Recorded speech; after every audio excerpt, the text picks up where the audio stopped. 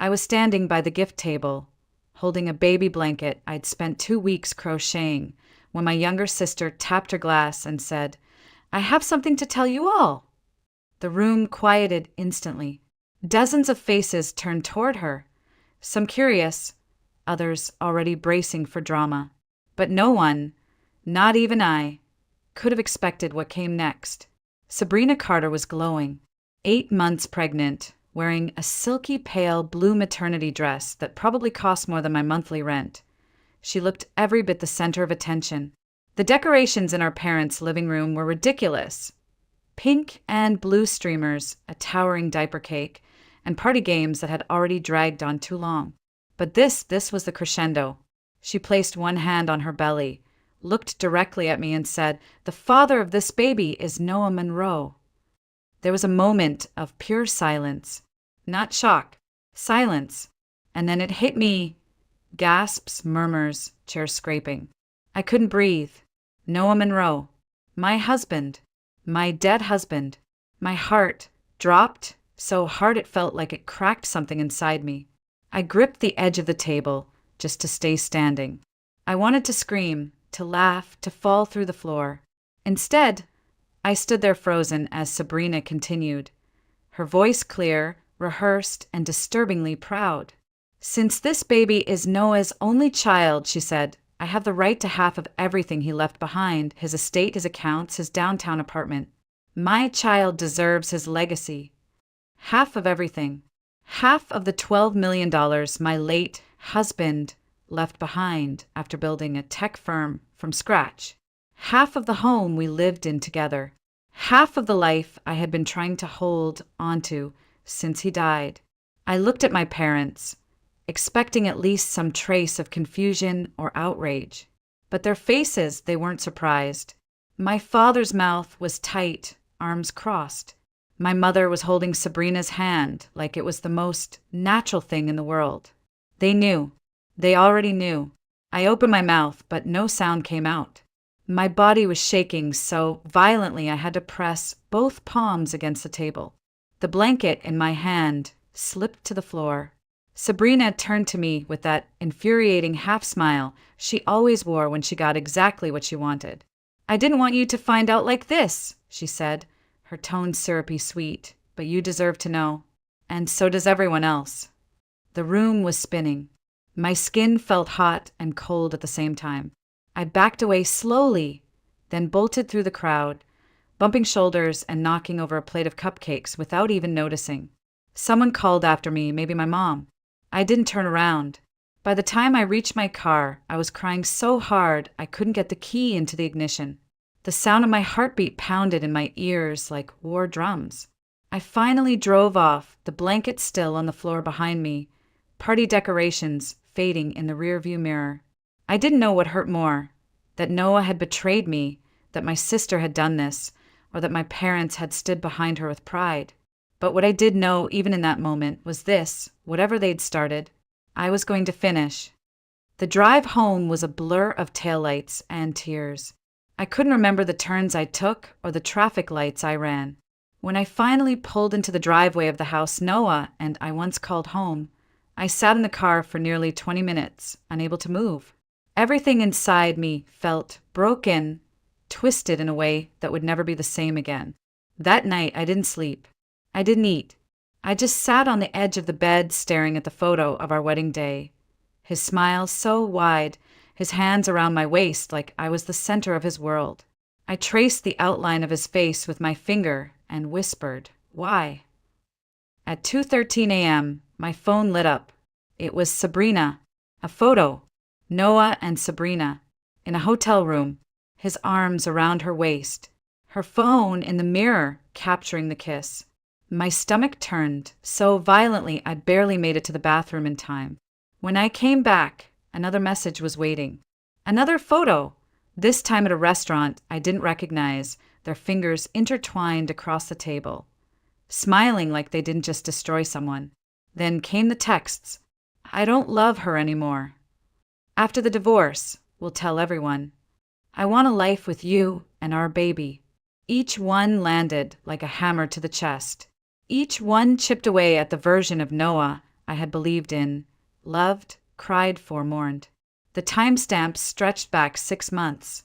During that same time, I had been injecting hormones, crying in sterile clinics, blaming myself for every negative pregnancy test.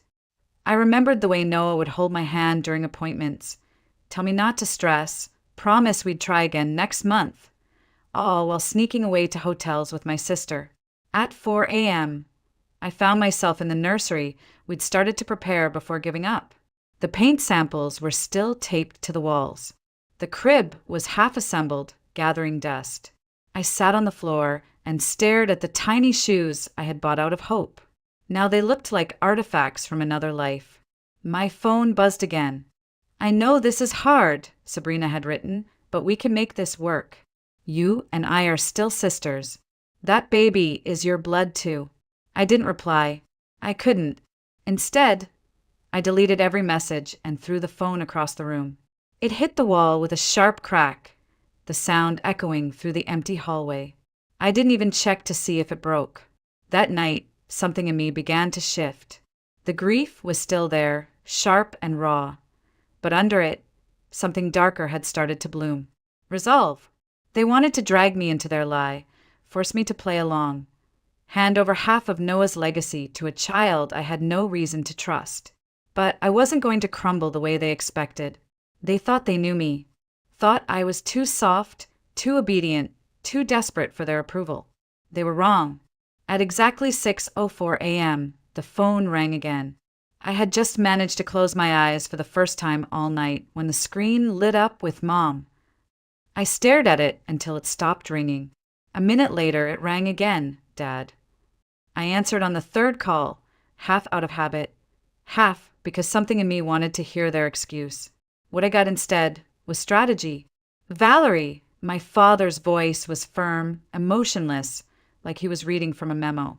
"You need to be reasonable. Sabrina's child is entitled to a portion of Noah's estate. The sooner you agree to divide the assets, the easier this will be for everyone." "Easier for who?" I said, my voice hoarse but steady. "For you? For her?" "For all of us," my mother chimed in, and that's when I realized they had me on speakerphone. I sat up slowly. "When did you know?" There was silence on the other end. That heavy, damning silence that only ever means guilt. Then my mother's voice, soft, like a confession she didn't want to own. "We've known for a while. Noah told us, maybe 7 months before the accident." 7 months. They had known for 7 months. They let me hold Noah's cold hand at the funeral. Sobbing into a dress Sabrina helped me pick. They hugged me when I couldn't stop crying. They sat at my table every Sunday eating the meals I cooked, sipping wine I paid for, all while carrying the secret. And still they took my money. Every month. $3,000 wired automatically into their account because I believed naively that we were rebuilding something. That losing Noah had softened them. That for the first time in decades they actually saw me. I laughed, a short, dry sound that cracked the stillness of the room. "You're disgusting," I said. "All of you." My dad scoffed. "Watch your tone, young lady.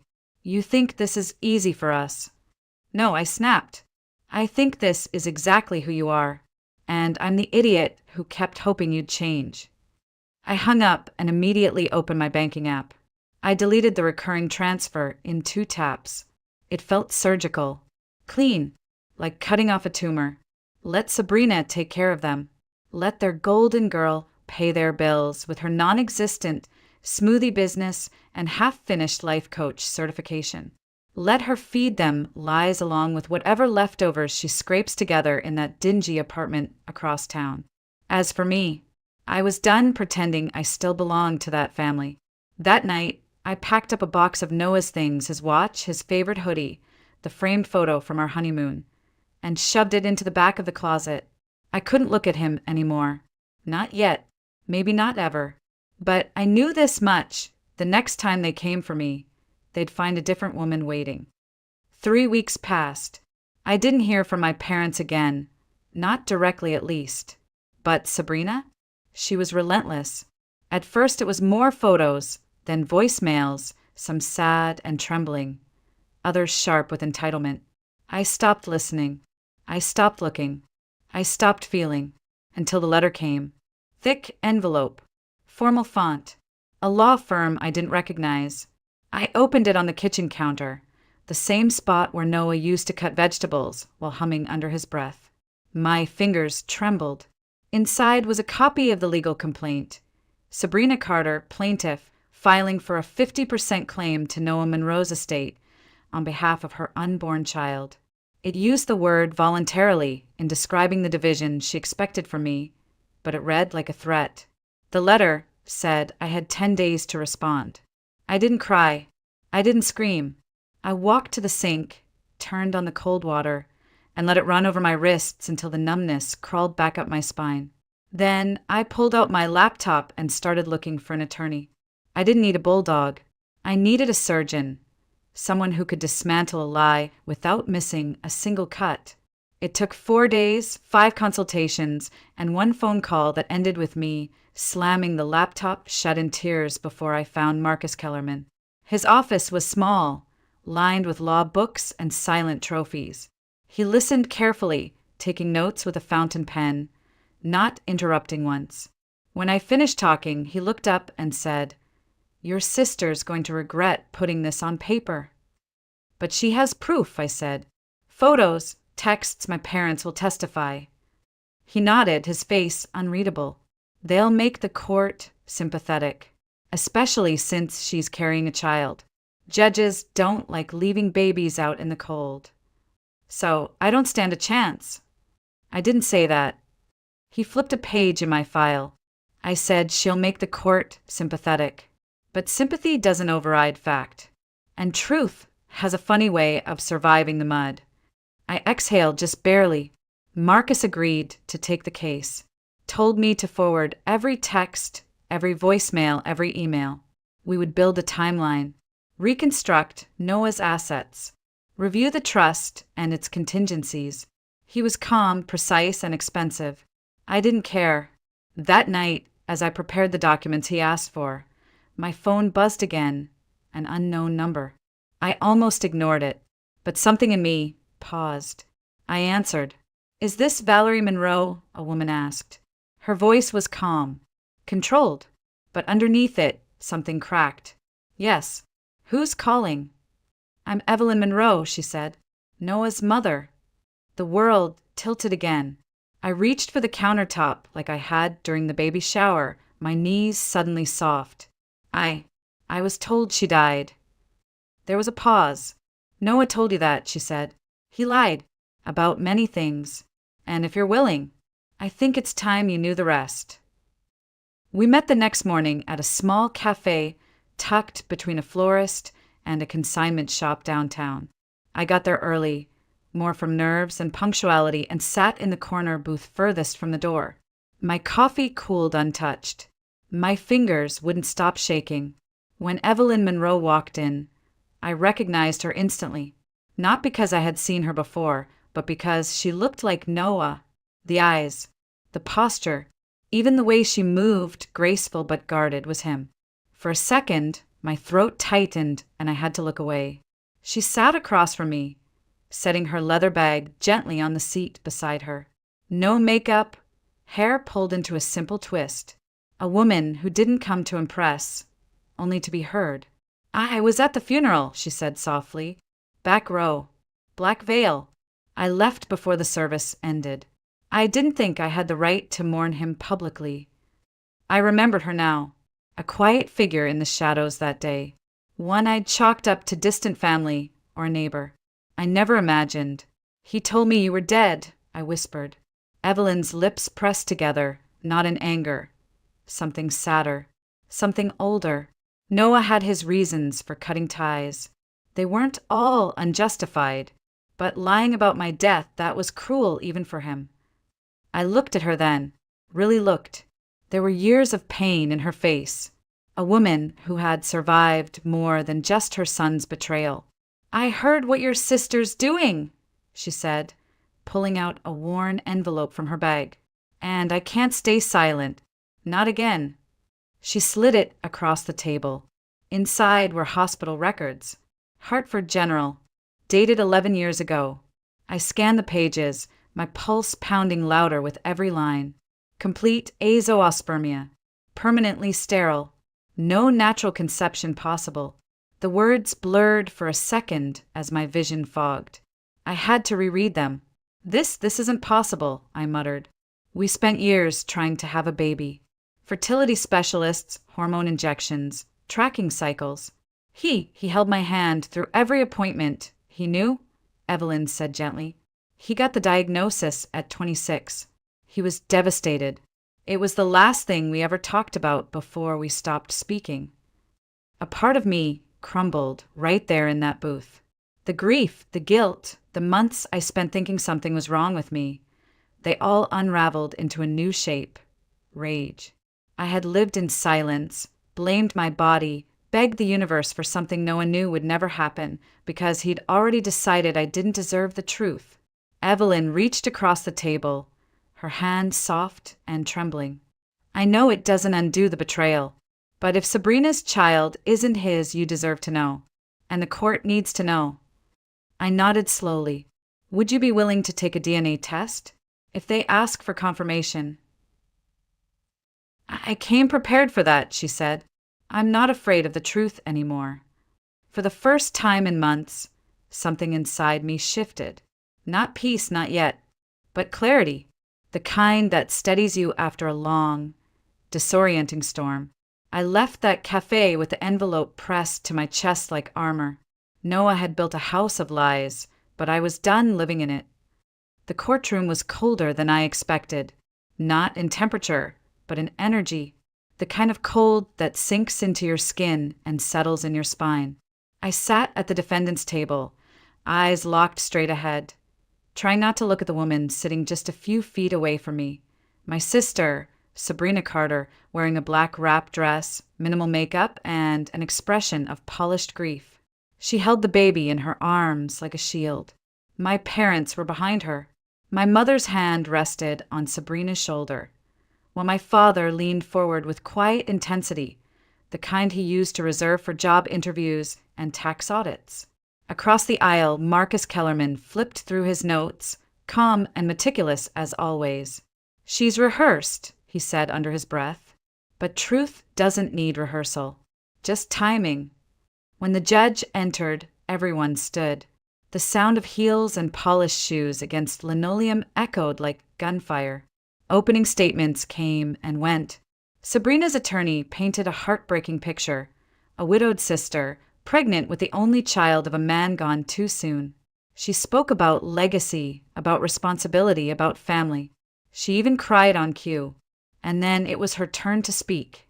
Sabrina walked to the witness stand, the baby cradled in her arms like a trophy.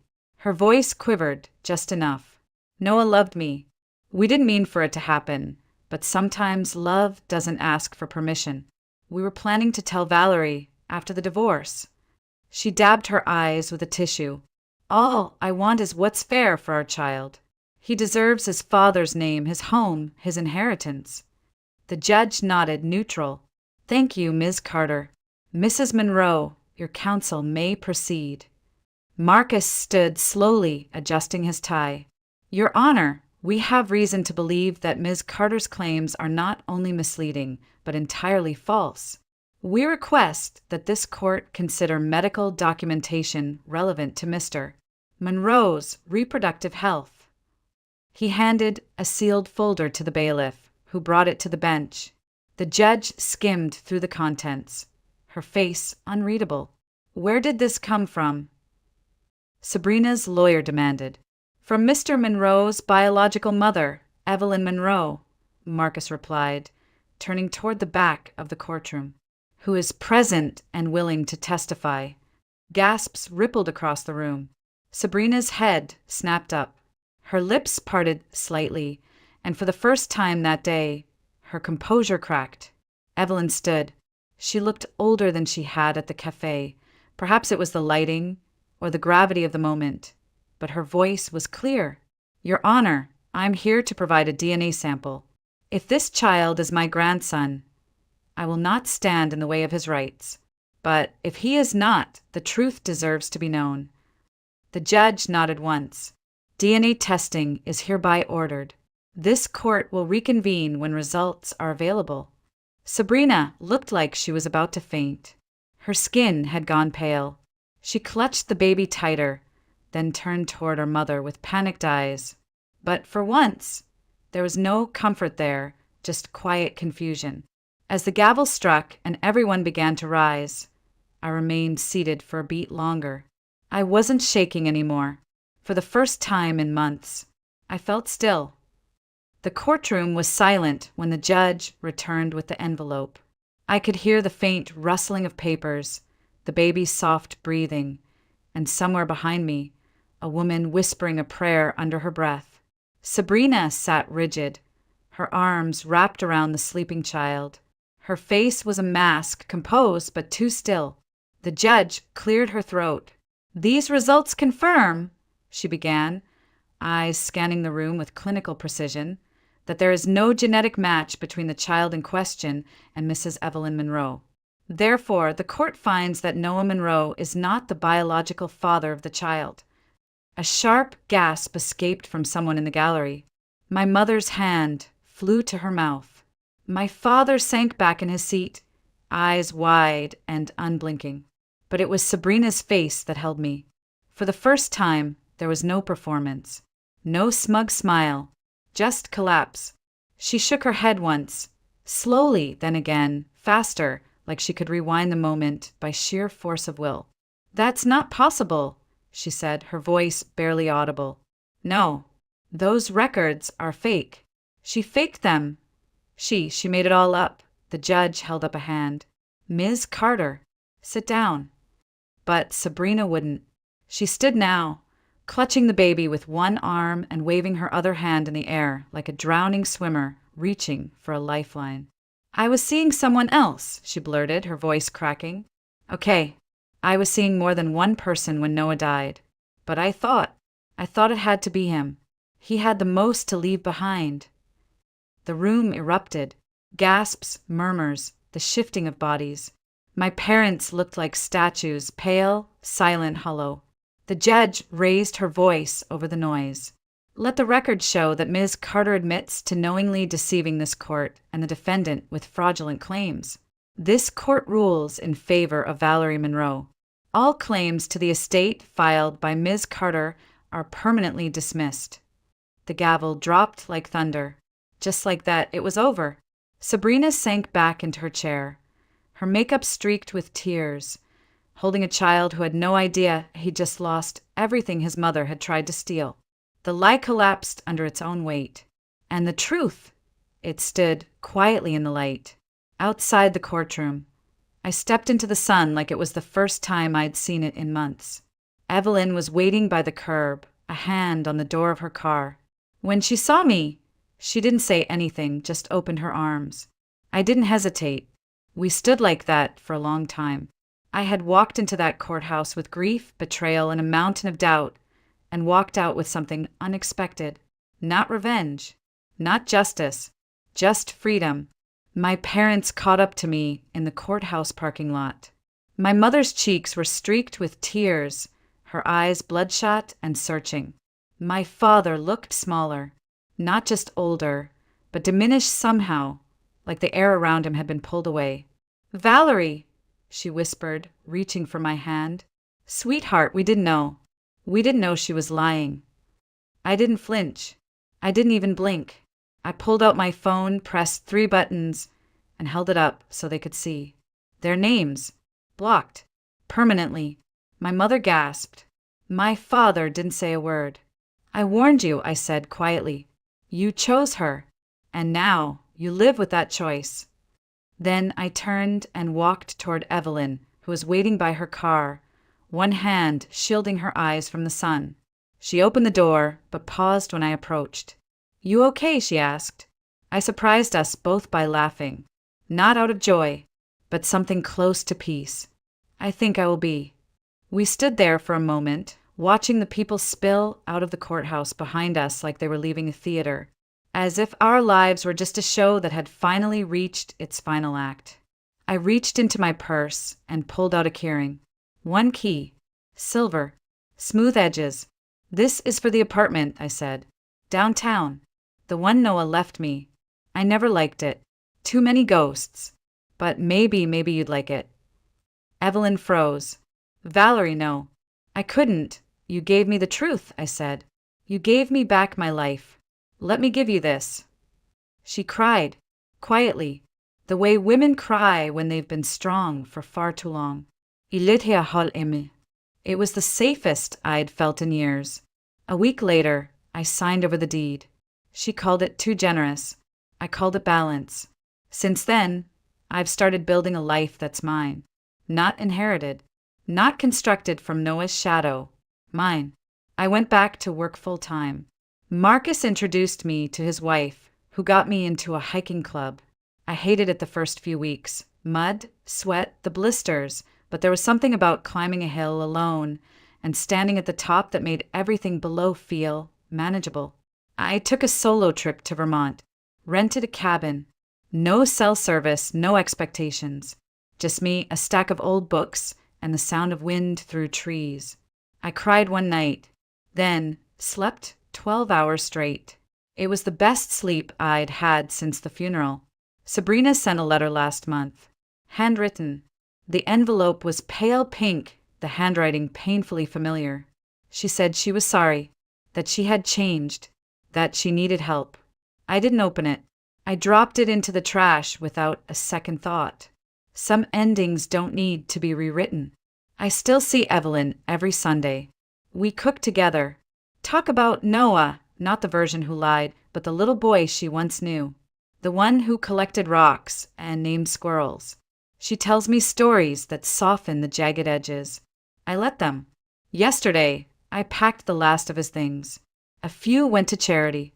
The rest, to a storage unit I'll probably forget exists. When I looked at myself in the mirror this morning, I barely recognized the woman staring back. She looked free. I lost the family I was born into, but I found one I chose. And maybe, just maybe, that's the only kind that ever truly lasts.